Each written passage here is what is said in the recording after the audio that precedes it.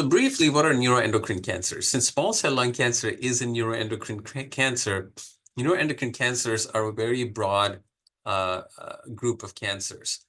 They range from something that may not be as aggressive, such as typical carcinoids, which I've shown in the figure here, characterized by less mitotic activity and are less aggressive, to the more aggressive ones, such as small cell lung cancer, which have high mitotic activity, means the cells are rapidly dividing.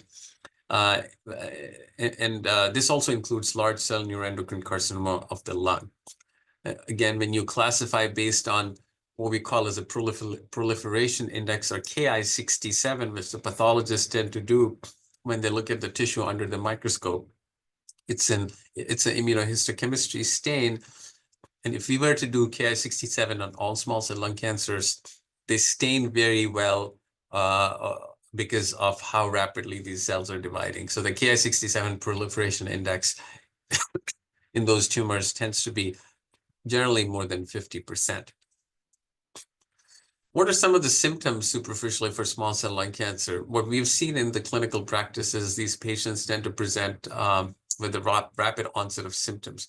One thing that is important to note is that, yes, anybody with lungs can have lung cancer, including small cell lung cancer, but small cell lung cancer especially has a much more association with smoking due to some of the damage the smoking induces, resulting in carcinogenesis.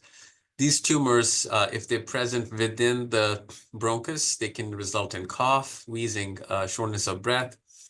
If they have involvement of the center of the chest, which is we call this mediastinal involvement, they can compress some of the blood vessels in that area, lead to hoarseness of voice as well as chest discomfort.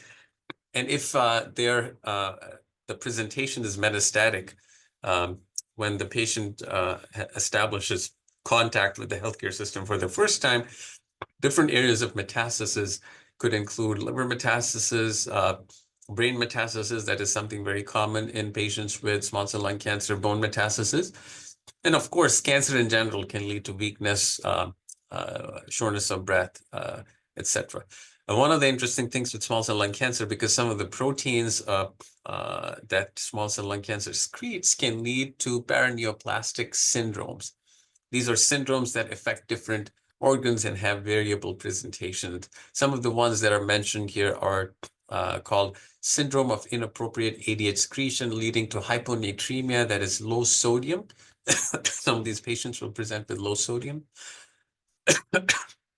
Increase in some of the cortisol hormones can lead to Cushing syndrome, as well as carcinoid-like features, which could lead to flushing and diarrhea, and some neuromuscular issues such as Lambert-Eaton syndrome. And these are constellation of presentations that patients can have based on what kind of proteins are secreted by small cell lung cancer that influence other organs and systems.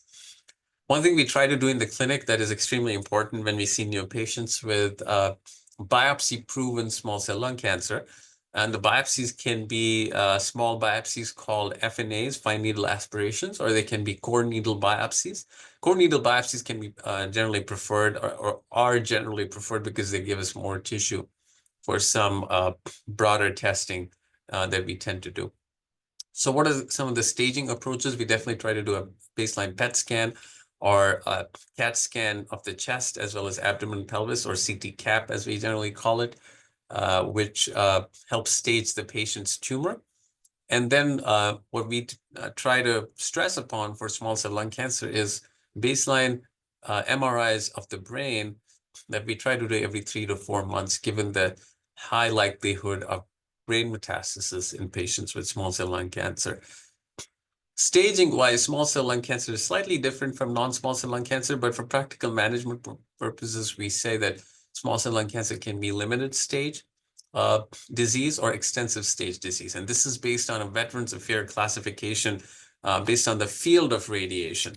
That's how we have generally described these two classes, where limited stage means that it's confined to one portion of the thorax and involves one portion of the regional lymph nodes. And these areas can be encompassed within a tolerable radiation port.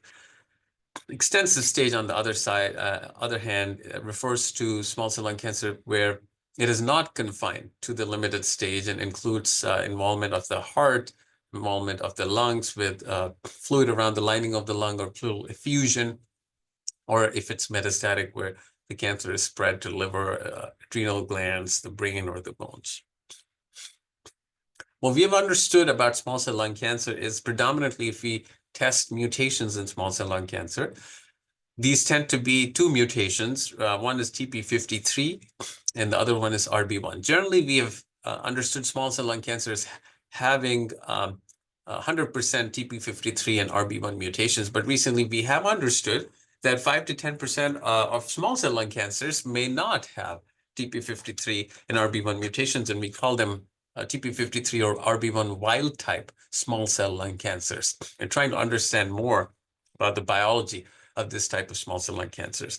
Now, this is biomarker testing of small cell lung cancer based on DNA. The other aspect of small cell lung cancer that has very interestingly and rapidly evolved over the last 10 years is testing of small cell lung cancer using RNA-based biomarkers. So DNA-based biomarkers are different from RNA-based biomarkers. Now, at the bottom of this figure, as you see, you have all of these different RNA-based transcription factors is what we call them, which have led to a certain subclassification of small cell lung cancer. More recently, we have seen there's 4 different subtypes, call them small cell A, small cell N, small cell P, and small cell inflamed or I. And more recently, we've also seen that small cell I can be subclassified into 2 further subclassifications. But I think the overarching aim of this slide is to tell you that as technologies have evolved in terms of understanding tumor biology, tumor microenvironment, we have understood that small cell lung cancer is not one disease. It has different subtypes. And these subtypes can potentially have different therapeutic implications as we try to identify targets in these subtypes.